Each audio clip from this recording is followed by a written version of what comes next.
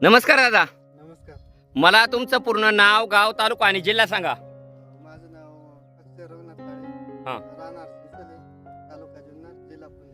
हा, तर दादा आज आपण आपल्या टोमॅटोच्या प्लॉटमध्ये आले बरोबर. तर मला सांगा दादा, ही आपली टोमॅटोची व्हरायटी कोणती आहे दादा? सावळी. हा, साऊ म्हणून व्हरायटी बरोबर. तर साधारणतः हा टोमॅटोचा प्लॉट किती दिवसाचा प्लॉट झालेला आहे दादा आता? महिन्याचा. हा, म्हणजे आता 1 महिन्याचा प्लॉट कंप्लीट झालाय बरोबर.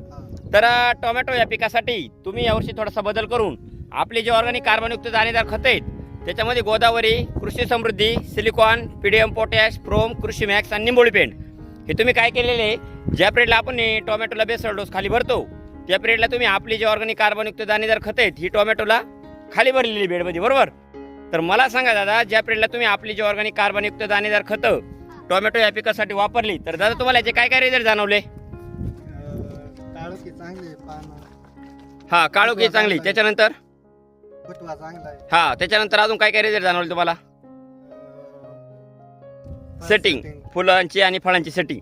आता जर प्रत्यक्षात जर पाहिलं ना तसं तर आता जवळजवळ 42-43 टेम्परेचर आहे बरोबर. आणि आता उष्णता एवढी जबरदस्त उष्णता असून सुद्धा 1 महिन्याचा प्लॉट आहे, म्हणजे कोणत्याही प्रकारचा आक्सा किंवा तो प्रकार आपल्या प्लॉटवर कुठं दिसत नाही बरोबर. आणि आता जर खालून खोडातून जर पाहिलं ना एकदम जबरदस्त असा फुटवा तर आहेचे, पण भरपूर प्रमाणात आहे ना फुल सेटिंग म्हणजे फुलकळी वगैरे भरपूर प्रमाणात आहे. फुलांची आणि फळांची आपल्या अजिबात ड्रॉपिंग नाही बरोबर. आणि आता जर प्रत्यक्षात पाहिलं तर आता हे बघा ना, फळं लागायला म्हणजे फुलाचं फळात पण रूपांतर झाले बरोबर.